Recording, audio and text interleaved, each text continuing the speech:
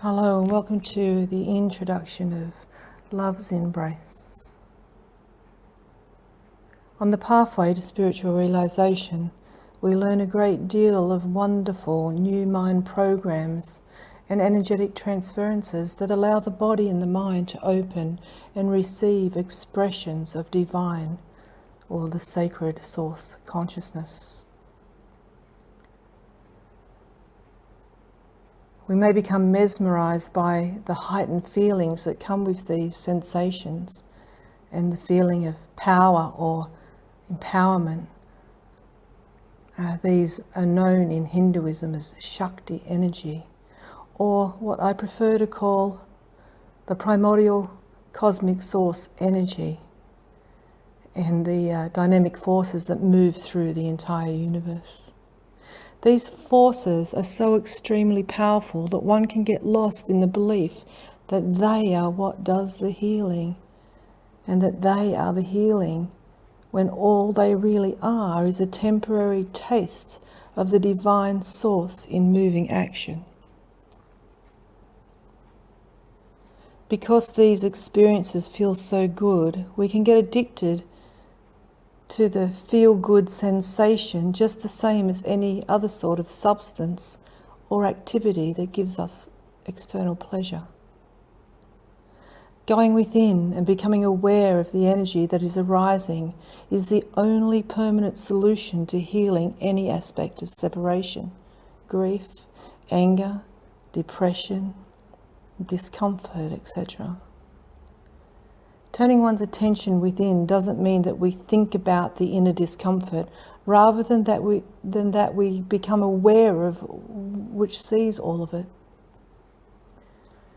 Over my many years of spiritual development, I've witnessed a great deal of feel-good practices that bypass the ability to truly meet the energies of unresolved trauma that remains hidden and dormant in the body. Although I don't believe we need to practice deep releasing traumatic catharsis, nor constant repetitive psychological-based approaches, the simple awareness that meets the core state of separation and those feelings of abandonment and unworthiness, guilt or betrayal experienced most commonly between the human developmental stages from 0 to 28, I can make immense difference in the true healing of the soul.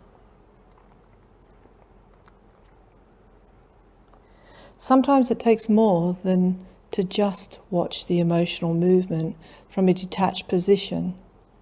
Sometimes it may take help to follow the energy that is arising back through the multiplicity of stories that we have experienced through our lives, to the very first moment we experience the feeling of separation in the first place. Once we're able to see the continuing behavioural pattern caused from childhood trauma, then we are self-empowered to heal ourselves more deeply and authentically.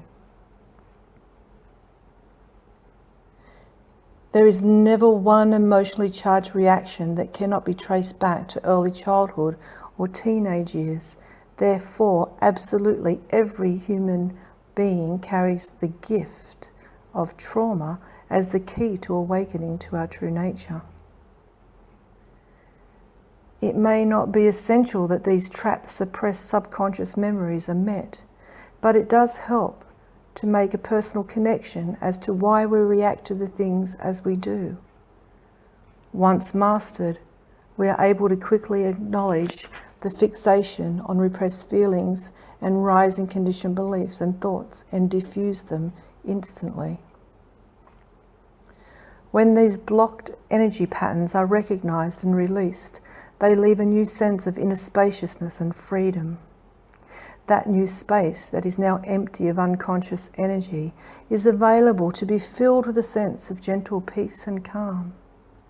From here on, the only requirement is to be a vigilant observer of all things that arise in your conscious field of awareness. Absolutely everything in life is an opportunity to awaken to our true nature of infinite conscious divine love. Divine love is not a personal love. It is not a love that is fueled by the body's need to get or to give in order to feel a specific way. True divine love is the love that loves all things, embraces all things, allows all things, accepts all things, and especially it loves the part of the self that cannot allow and cannot accept these things. If you can't love what is in every moment of life unfolding, true divine love loves the thought that can't love because its purpose of being is only to love. It is this true divine love that has the power to transcend every single aspect of the disillusionment of the manifested form of matter.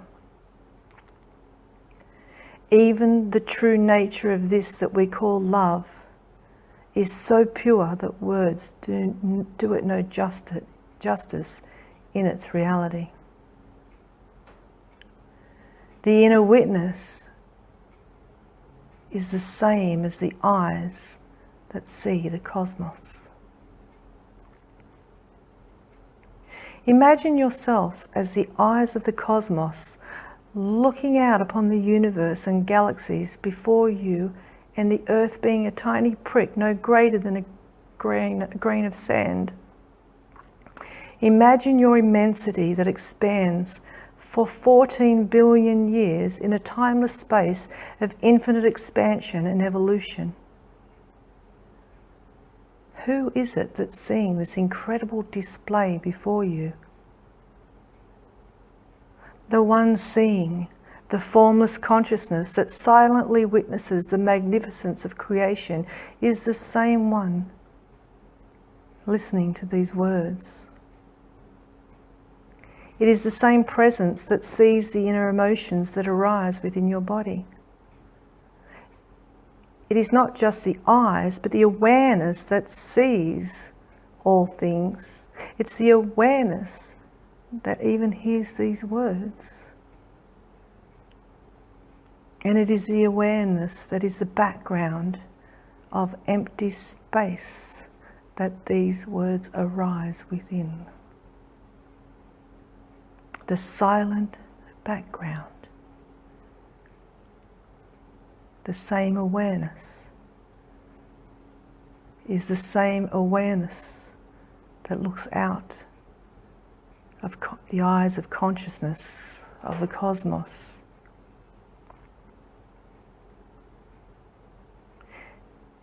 And even if you're reading this in its book form, the reading arises in another space between your hands, and your hands arise from the space around your body, and the body arises in the space of the room, and the room arises in the space of the building, and the building arises in the street, and the street arises in the town, and the town arises on the land you live upon, and the land that you live upon arises on the earth, and the earth arises in the cosmos. And the cosmos arises once again in the presence of the universal conscious mind, and the universal conscious mind seeing all of this in empty silence.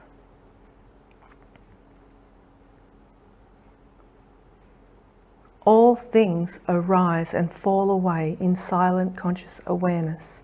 Therefore, all things are impermanent and can never be the source of your soul's desire for freedom. What sees and remains the same forever is conscious awareness, the witness, the observer, the eternal presence, and all we need to do is reassimilate ourselves with our true nature, and we can finally live in spiritual attainment. Although this message is very simple, assimilation and sustainability is what we struggle with due to our conscious conditioning based on human being rather than conscious spirit being. Well, this book gives examples of what I most commonly come across in my work on as true awakening.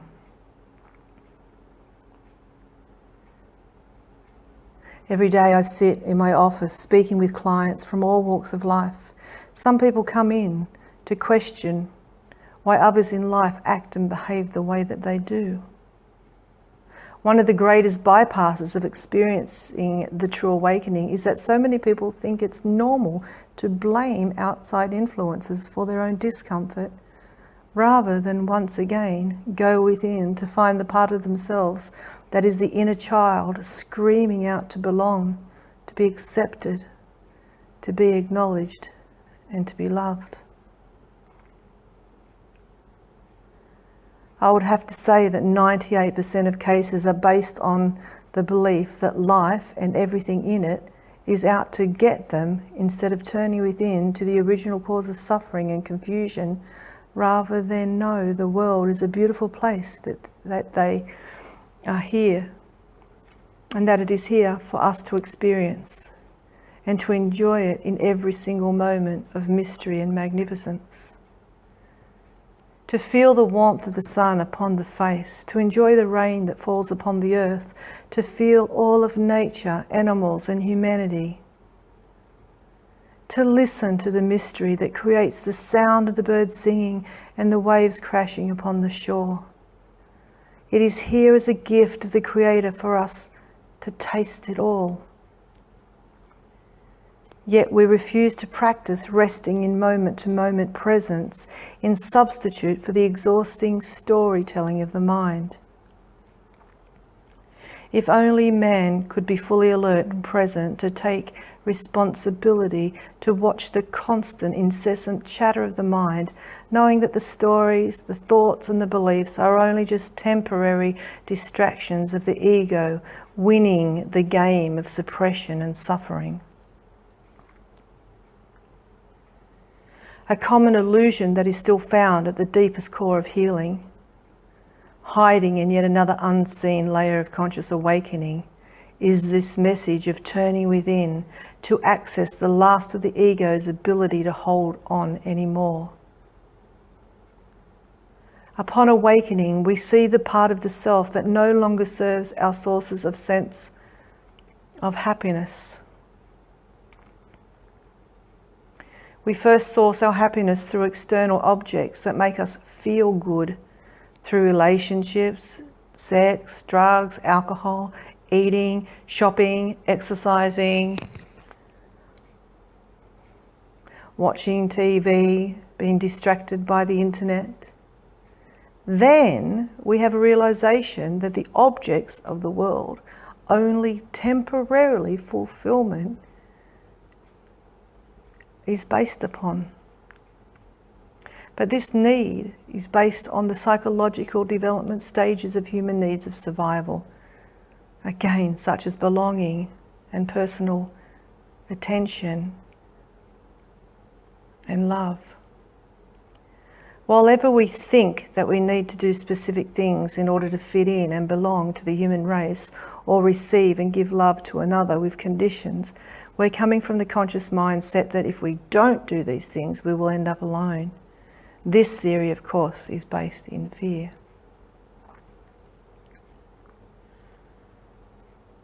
An example for myself was when I was trying to give up smoking cigarettes. No matter how much I tried, I just couldn't give it up because I enjoyed it so much, and the addiction to the nicotine gave me a rush of feel-good chemicals. That was the story my mind wanted to tell me to believe, so I was sticking to it whilst also ignoring the true fact that it was not really good for my health. One day when I actually stopped and inquired when was the first time I started smoking, and I realized it was when I was in high school, and I smoked with my friends due to peer pressure and the need to fit in and belong to the group. This was my big aha moment. Every time I reached out for another cigarette, I was doing it not because I just wanted the feel-good hit, but also because my subconscious held the imprint that confirmed smoking keeps me fitting in to the human experience, instead of the greater realization that was later to be followed as, I am not this body, nor my thoughts, nor my habits, or my stories. I am a liberated, formless, infinite spiritual being here on earth to awaken to my true nature as one with the entire existence of creation. Smoking kept me locked into a contracted and limited human body whose belief continued to exist around a subconscious group of 14-year-old teenage school kids, instead of an unlimited, expansive, infinite cosmic being. This simple example is one that is carried throughout the minds of millions of humans in this world, all walking around stark with this sort of amnesia. Because we, as intelligent beings, continue to educate and evolve, we are moving further away from awakening to the true nature of our soul rather than closer. Every day we create new languages, words and systems of communication, only adding a deeper layer of barriers and objects into the mind that covers over the doorway to the soul. We've even now put a system into place that trains the mind and all its words and storytelling with another overlaying story to make the other thoughts feel better. This brings a small amount of ease to the mind by replacing negative thoughts with positive thoughts, but still does not address the true problem of suffering of humanity. It is the egoic mind that creates our suffering. It is our response or reaction to the thoughts which leave us in a space of conflict, anxiety, confusion, fear and despair. We tell ourselves a story about our thoughts, which then become felt as emotions, and before we know it, we quickly look outside of ourselves to find a quick fix to make us feel better. This occurs through running back over our mental patterns and doing what that originally helped us forget the problem and feel better in the first place. We disassociate from our suffering by reaching back out for a substance, a person, an activity, or something else to feel better, rather than stopping, going within, consciously acknowledging the emotion and its original cause, and simply witnessing it in its energetic presence within the body. Therefore, it isn't life that is the problem. It is identification with the thought that's the problem. Whether our thoughts are positive or negative, it is the thoughts about the body that creates the suffering. We create stories in the mind about me through thoughts, giving us an identification with the physical, limited self, once again, rather than the true nature of self that is fully present, alert, intuitive, and in touch with existence. Anytime we focus on this mind-made story and thoughts about me, we suffer, no matter if the story is negative or positive. We suffer because we have lost our connection with the true self, that which is wordless, formless, timeless, and eternal. This means that thoughts, speech, forms, objects, and anything that is limited by a concept, a theory, a program, or patterns based on the grasping and fixation of the human mind is what will always hold us back from setting ourselves free and liberating us from pain. This does not mean that concepts, theories, programs, and patterns of life are all negative, as they are a wonderful expression of human intelligence and evolution, as well as the plan of divine perfection. Without knowing the unconscious, could we awaken to our true conscious nature? How we perceive and relate and respond to the two aspects of consciousness, either in content or concept, relative or absolute, is also the perfection of the soul's journey, and therefore is a part of life by no mistake.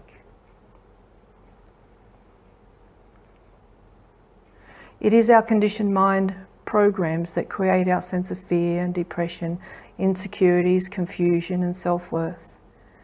And we're once again, when we move back into avoidance of these things through the outward search to eliminate or ease the mental and emotional trauma that comes with the outcomes of such beliefs and ideals. Eventually we realize that the things we grasp onto externally either stop working or they just keep us spiraling further down the rabbit hole that we question what life is all about, and for some isn't worth living. We cycle through so many different ways to find our way out of suffering, only to find that although they may give us temporary relief, they never really give us the total way out. We begin with believing that monetary things will give us a way out, and then we believe that one more esoteric way will do it. But they too eventually stop working, leaving us asking one more time. If that's not it, then what is? The journey of finding the truth is one that can be very tiring, yet in the process of total exhaustion and letting go of everything we try to do to get the truth is where the truth is revealed. The answer is found in the end of seeking, in the place where we no longer look to find the answers to life by constantly following the mind, our thoughts, and the mind and thoughts of others.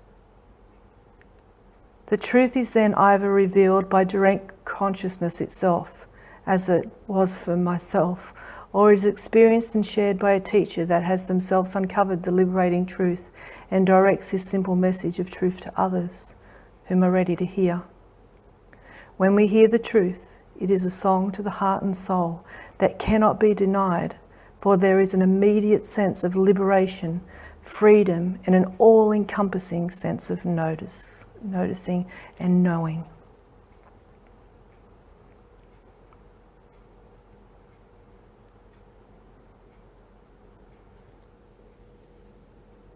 The witness is revealed. The first step is to acknowledge that it is the thoughts and beliefs built upon from our conditioning, from our family, society, psychology, biology, and religions that bind us to the identification as a human being that is a victim of life.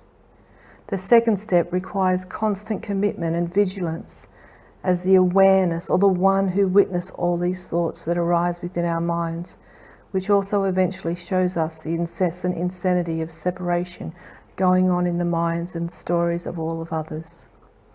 Unhealed trauma and beliefs will continue to cycle over and over and over again until we stop and witness its constant unconscious repetition and realize that they're only impermanent cellular patterns arising, and no longer do we have to believe in them. If we stop believing our thoughts, we can experience instant freedom, peace, and liberation, just like breaking any addictive behavior. When we're able to free ourselves from our addiction to our thoughts, the same as freeing ourselves from addiction to a harmful substance, then the true freedom is experienced. Through aware witnessing, we're able to not only set ourselves free from the thoughts, but also the stories that we build up and tell others and ourselves about those thoughts. We actually add extra stress on ourselves first by believing one thought and then adding more to them through added exaggeration or extended judgment or justification. Beneath all actions is the emotion that is so subtly triggered and then projected by the justifying mind. As the above example I gave you about smoking, or the act of smoking was covered and justified by the mind that says, oh, it helps me relax, or I just enjoy it, rather than the subconscious truth of me wanting to fit in and not get picked on for being uncool. It was really all about belonging, feeling good enough, and to feel empowered. None of this information is new, as it is the basis of all psychotherapy, but has its foundation one step deeper into the true nature and integration of soul consciousness. Being the witness means you are simply aware, noticing or watching from the part of you that is transcendent and unattached from the thoughts. Therefore, you watch your mind that has a thought, and then the emotions of anger and blame that come with that. And even the thoughts that you want to just think nicely about how everything is. The witness is neither negative or positive. It's just a neutral observer. It doesn't resist and move away from negative or uncomfortable situations, nor does it grasp onto and pull positive things towards itself to feel good rather than bad. The neutral space of the observer is already at peace because it's not identified with the mind that has conditions of lifestyle that are labelled as right or wrong or good or bad, or the part of the mind that finds problems with the world. In the space of neutrality, it is simply still, at peace and silent. The witnessing mind is like a curious scientist looking through a microscope, intrigued and in awe of the magnificent mystery of creation. I like to give the example of the witness being represented in many cartoons metaphorically as the angel that sits on one shoulder and the other one sits the devil, which represents the ego. The angel is often telling you, don't listen to him. He's the problem. The devil that represents the ego is the same as the thoughts trying to get us to do what they say instead of us ignoring them. We're not trying to stop the thoughts. We're just simply noticing them from an unattached position. If we try to stop the thoughts instead of watching them, we only create more stress and anxiety because they're not meant to stop. Thoughts are not bad. They can be a wonderful source of information for growth and creativity. We only need to learn how to detach from the ones that cause us suffering. Thoughts are a normal part of conscious intelligence and evolution, and without thoughts we would still be walking around as cavemen with limited life skills, running on unevolved instincts of safety and survival. Even the first developmental stages of safety and survival are what drive our thoughts, and they still come in handy when required for quick thinking in situations of danger and crisis. But we no longer need the parts that reacts to danger as subconscious cellular memory passed down through our ancestry.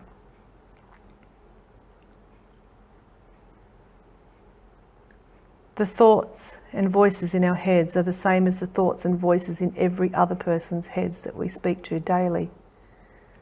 This isn't a single personal problem. This is a collective global problem of humanity and is the same for every single living human being. Therefore, we're literally swimming in a cesspool, an ocean of rubbish, rather than an ocean of pristine, clear consciousness.